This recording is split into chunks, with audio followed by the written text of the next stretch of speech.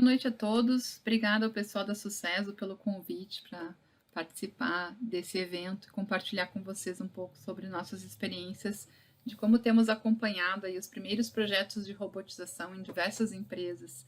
E a ideia aqui é compartilhar um pouco desses insights e sugestões e recomendações que a gente faz em relação a esse tipo de atividade. Eu sou a Kelly Ganderla, como o Eduardo Brito já acabou de me apresentar, sou consultora de inovação em processos da eProcess.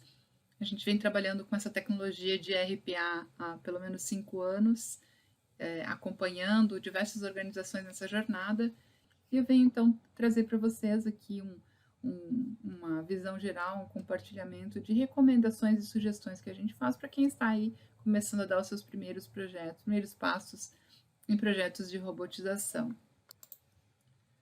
Bom, o tema da minha apresentação a vocês hoje é como viabilizar um primeiro projeto de automação com RPA. E para isso eu acho que é bom a gente aproveitar aprendizados de outras organizações, certo? Em maio eu apresentei um webinar online sobre RPA e aproveitei a oportunidade para consultar os participantes sobre em que estágio eles se encontravam na jornada, e a gente vê que ainda tem uma grande maioria das organizações, embora diversas já percebam o valor na tecnologia, muitas ainda estão explorando, ainda estão experimentando. E eu aproveitei no mesmo momento e perguntei o que tem sido as principais frustrações e empecilhos para iniciar ou para avançar na iniciativa de robotização dentro da empresa. E a gente teve esse feedback aberto, bem legal, citando muitas coisas, principalmente aspectos como dificuldade na implementação, dúvidas sobre infraestrutura e arquitetura, ainda conhecimento, desconhecimento ou noção de complexidade, a necessidade de planejamento e algumas questões internas que ainda precisam ser endereçadas, como cultura, receio, resistência das pessoas. E com essas reflexões, nós olhamos para o horizonte dos projetos que nós temos conduzido nesses últimos 5 anos, envolvendo o RPA pela eProcess, e pensamos, ok, o que nós podemos recomendar para quem está no princípio da jornada e que possa avançar com mais segurança nessas iniciativas e que talvez sirva até para quem já está mais adiante, mas também pode olhar e pensar, puxa, eu poderia ter aproveitado isso, posso incluir isso nos meus próximos projetos. Essa é a reflexão, então, que eu trago hoje para vocês.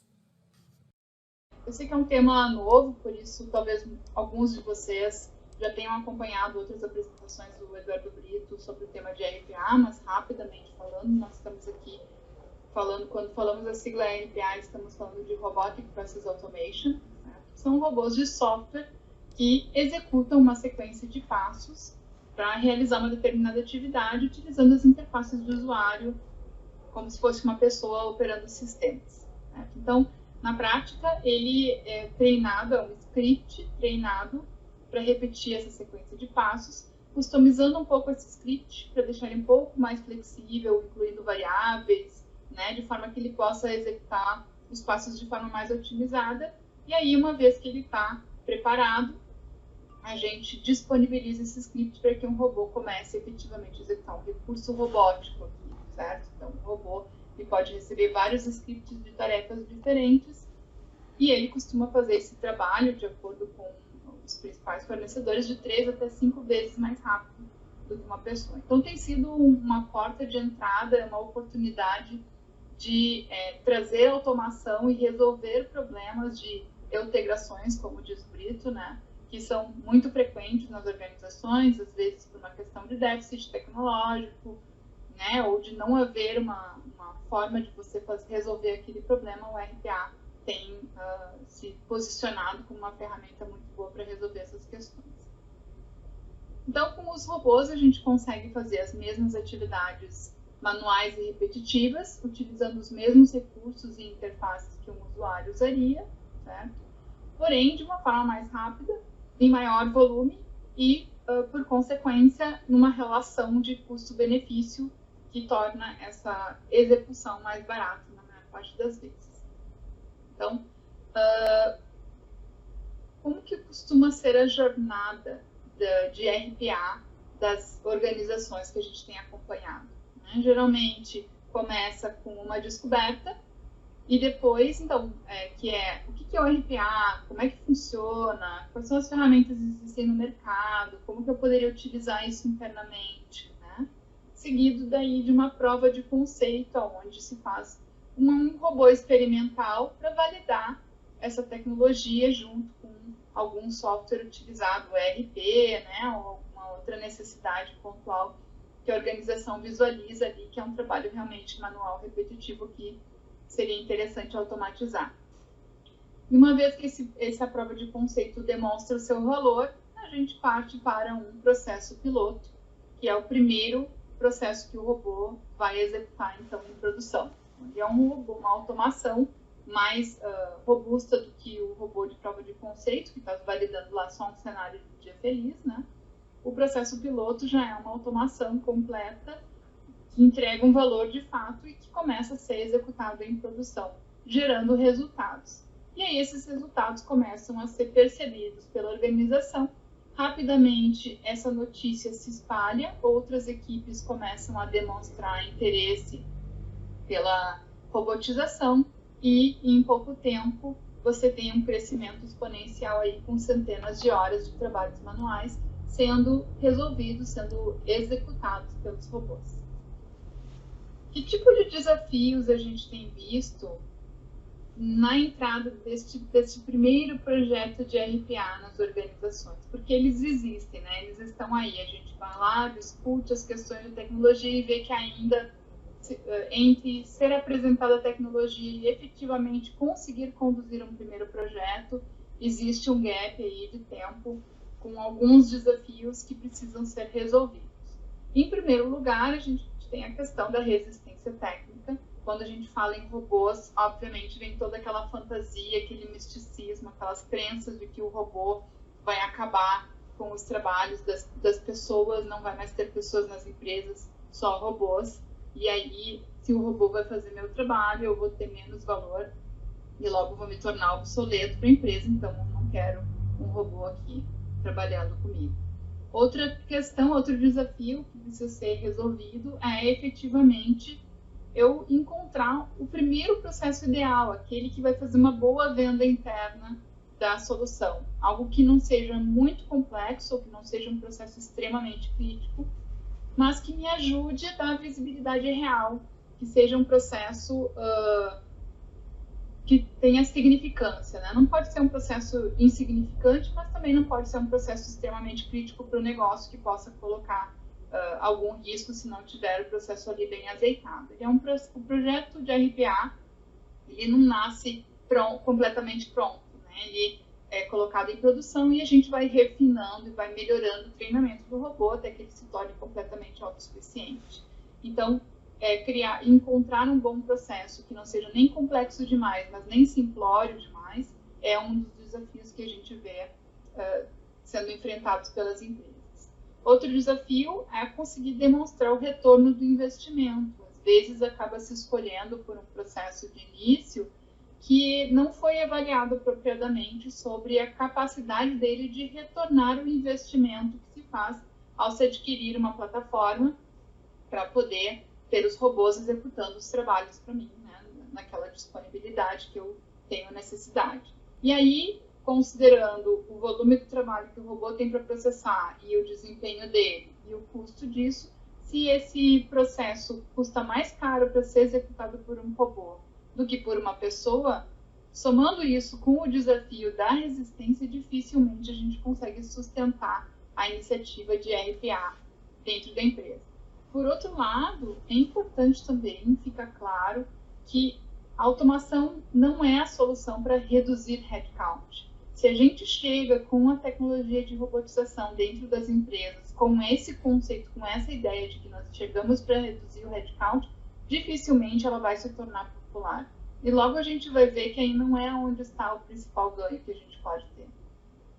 E, de forma especial, entender que existem outros ganhos relevantes que podem existir, né, de redução de erros e retrabalho para corrigir informações incorretas, eliminação de gargalos em processos por falta de capacidade para processar grandes volumes de informações, a garantia de compliance, redução de fraude interna com o processo sendo executado dentro das regras da organização, melhoria da relação com o cliente. Quando a gente coloca os robôs para processar essas atividades, além dos ganhos de retorno do investimento, é importante mensurar também como ele pode gerar outros impactos que às vezes não são mensuráveis, né? São detectáveis, são percebíveis, mas é difícil a gente quantificar. Certo? E até a gente pode ter ganhos interessantes de retenção das pessoas e de fazer com que as pessoas que trabalham na nossa organização sejam mais felizes. A Deloitte fez uma pesquisa sobre a adoção de robôs e descobriu que 80% das pessoas que estavam envolvidas na operação de tarefas que passaram a ser realizadas pelos robôs estavam se sentindo mais satisfeitas com o seu trabalho, especialmente porque se livraram dessas atividades que eram muito time consuming, consumiam tempo demais do seu dia a dia. Então, existe outros ganhos, né, que podem ser obtidos da automatização e é importante entender isso, certo? Porque eles também podem nos ajudar a enfrentar os desafios do primeiro projeto. E por que eu estou falando do primeiro projeto e não de projetos de RPA em geral? Porque uma vez que a gente venceu esses desafios, vocês vão ver que os segundo, terceiro, quarto projetos que a gente vem implantar depois com os robôs, eles acabam sendo muito mais facilitados. Em primeiro lugar, porque você vai ter um recurso robótico que está lá programado para automatizar uma determinada tarefa na empresa, mas ainda assim, com aquele primeiro processo que foi implementado, não está ocupando 100% da alocação daquele robô, certo? Então, aquele recurso pode estar parcialmente ocioso. Tá? Então, assim como uma pessoa poderia levar, por exemplo, 5 a 15 minutos para executar uma determinada tarefa, e nos 8 horas diárias de trabalho que ela tem para executar, ela consegue executar cerca de 60 tarefas como essa por dia, assim, sendo extremamente eficiente, sem muitas pausas, um robô ele tem 24 horas de disponibilidade. Então, em um dia de trabalho do robô, essa tarefa, que ela é de 3 a 5 vezes mais rápido, ainda tem uma capacidade maior de processar as tarefas. Então, enquanto uma pessoa teria condição de executar essa tarefa em torno de 60 tarefas em um dia, o robô consegue fazer 480, utilizando as mesmas configurações, os mesmos parâmetros. Claro que isso existe variação, depende da tarefa, estou generalizando aqui um pouquinho, tá? Mas em termos gerais a gente aplica esse percentual de ganho aí de 3 a 5 vezes mais rápido em função de já estar dentro do próprio ambiente digital. Isso faz com que a agenda do robô ela esteja mais disponível do que a gente tenha, porque mesmo que ele consiga fazer mais rápido e que ele tenha um grande volume, a gente ainda percebe que os primeiros processos não costumam ser o suficiente de trabalho para ocupar uma agenda inteira do robô. E se eu tenho esses espaços de ociosidade aqui, eu tenho possibilidade de colocar outras tarefas para o meu robô executar também. Um segundo ponto é que quando a gente executa o primeiro processo, a empresa vê de forma concreta como é que é um robô e começa a se popularizar a ideia, certo? Ela começa a perceber, a se identificar nas suas atividades dentro da área, coisas que poderiam também ser automatizadas. E daí você começa a ter um backlog de processos para entrar na sua esteira de automação. E o terceiro fato é que você já tirou grandes aprendizados com o primeiro projeto, já praticamente estruturou uma esteira de trabalho, né, com algum tipo de método sendo aplicado para entender o processo, projetar, implementar, testar, homologar e colocar em produção. Então, esse ciclo começa a se repetir com uma facilidade maior. Então, que recomendações de fato eu poderia trazer para ajudar vocês ao primeiro projeto, né? Como viabilizar o primeiro projeto de RPA? Então, em primeiro lugar, apresentar conceitos básicos de robotização para a organização.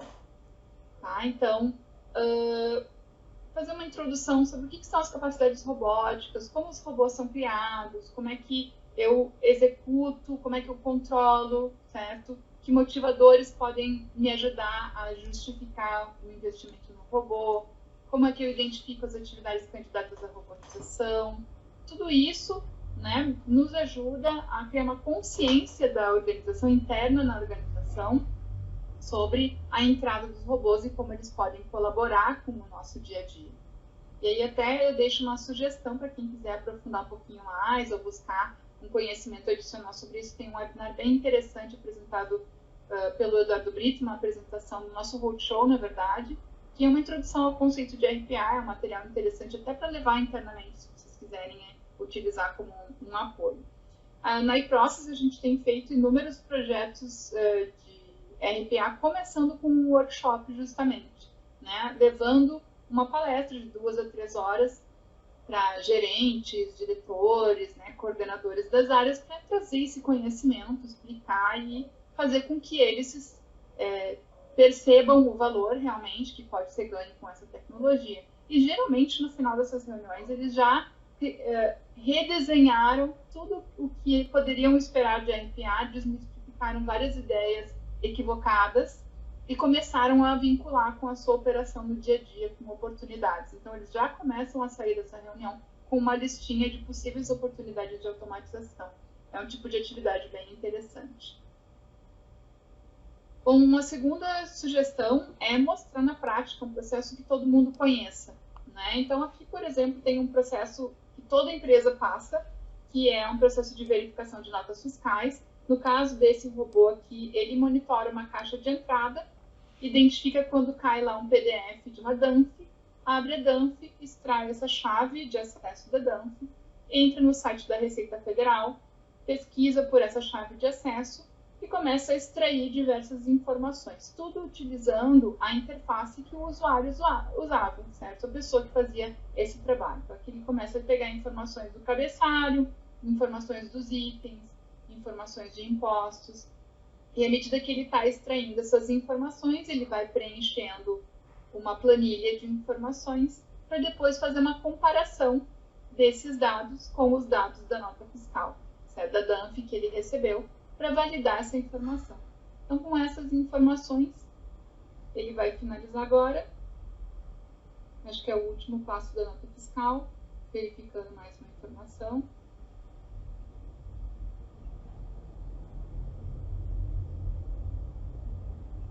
Alimenta aqui uma planilha que ele utiliza como apoio para verificar tudo certo.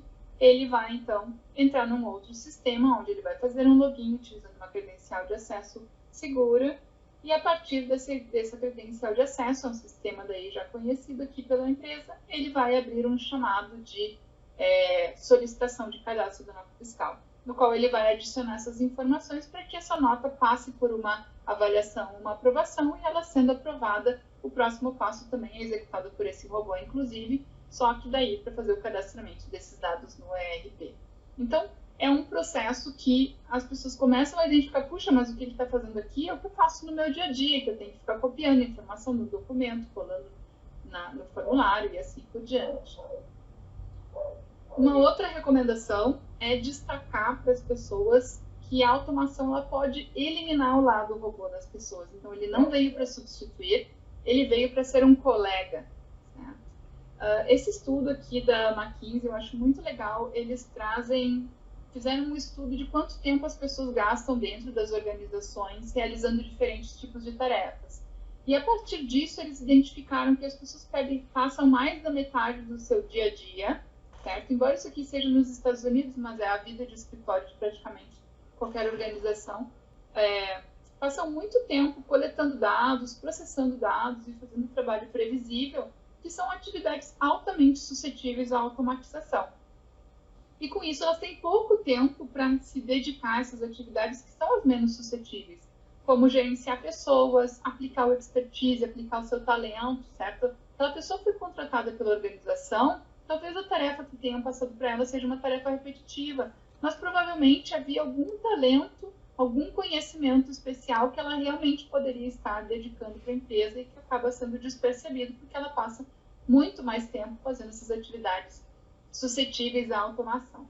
Então, o foco da prática de RPA tem sido muito mais identificar e atuar sobre essas atividades aqui, reduzir essas atividades altamente suscetíveis para que as pessoas possam se dedicar mais aonde realmente é requerido julgamento humano, uma análise, uma avaliação aprofundada. A nossa quarta recomendação é escolher um processo, especialmente na primeira automação, com sabedoria. O que eu quero dizer, né, com sabedoria?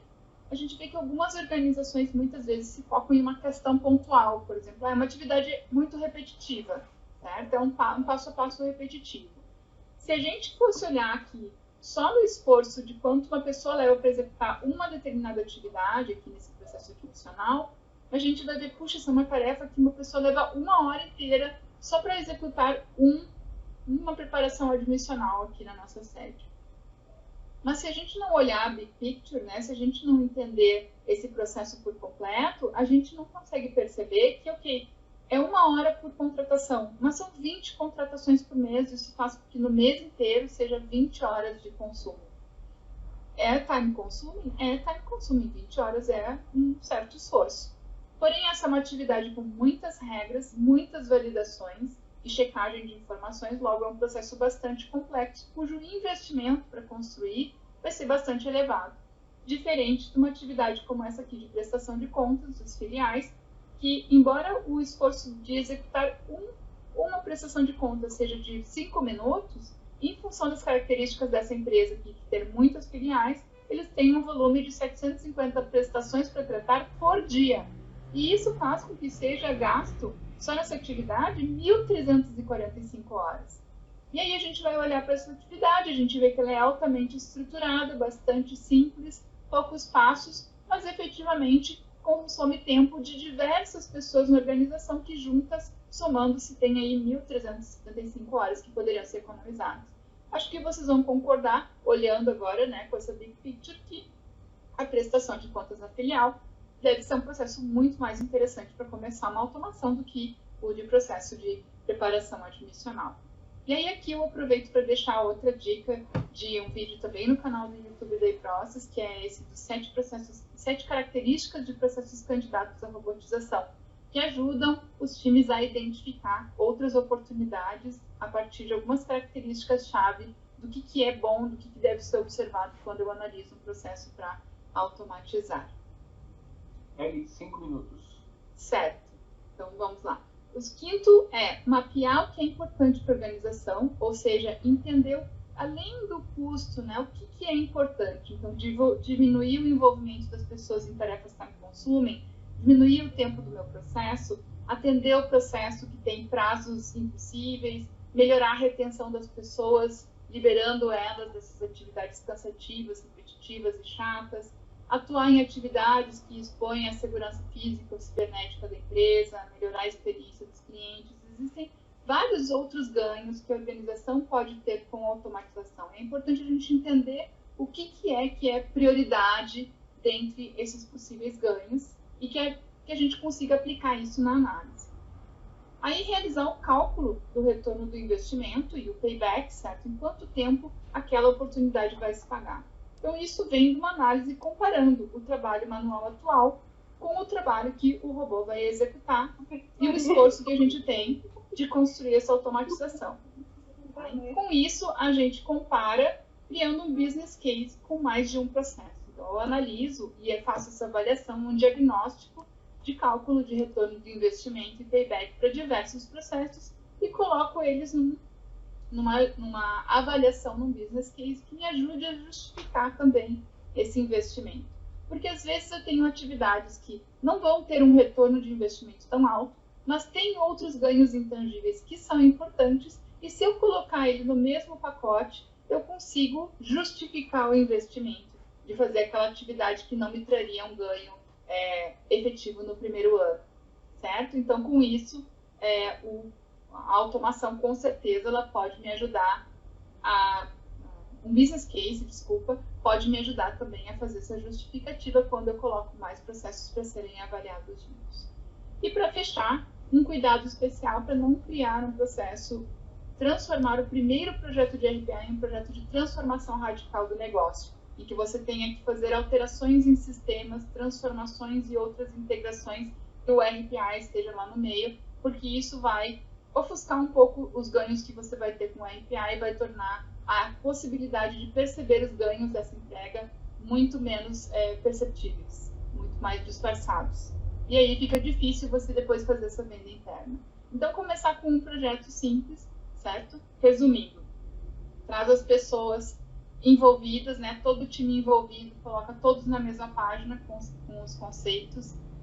Começa com processos simples e rápidos de implementar. Começa com atividades que tenham alto volume, que são aquelas que nos dão bastante visibilidade, que tenha apoio da área de negócio. Não adianta ir contra uma área que não quer o robô, então não é uma boa começar por ali. Mensurar os ganhos do processo, juntar os processos para que esse business case seja um caso de sucesso e começar, né, com processos que tenham um retorno de investimento positivo, pelo menos nos 2 primeiros anos, e avaliar um business case que se pague em pouco tempo. Então, eram essas sugestões e recomendações que a gente queria trazer para quem está começando. Talvez para quem já começou, algumas dessas sugestões e recomendações também possam ser úteis para apontar, né, ou recolocar aí o time de RPA no caminho certo para atingir o sucesso. Era isso, pessoal, que eu tinha para compartilhar com vocês. O Eduardo Brito já apresentou a vocês, né, os nossos recursos. O blog da iProcess, vocês encontram muitas informações sobre essas questões que eu trouxe para vocês. A gente tem os e-books também sobre RPA disponíveis para baixar no blog da iProcess. O nosso site da iProcess Education, com capacitações que ajudam os times a se preparar de ponta a ponta, desde uma formação inicial e conhecimentos iniciais de entendimento de robotização, preparando analistas para trabalhar em projetos de RPA, até a parte de implantação de COI e amadurecimento, o iProcess Digitalks, que é o nosso podcast, e o canal de vídeos da iProcess no YouTube. Não sei se a gente tem ainda alguns minutinhos que a gente possa resolver alguma dúvida de alguém. Temos 1 minuto ainda. Eduardo, algum comentário no final? Só agradecer a possibilidade de estar novamente com vocês. Se tiver alguma dúvida, estamos à disposição. Se não, está aí o nosso conjunto de serviços, na qual a gente convida a todos a conhecerem, a vir conversar com a gente, contarem conosco como parceiro de melhoria e automação de processos. É isso aí, obrigada mais uma vez pela oportunidade e até a próxima.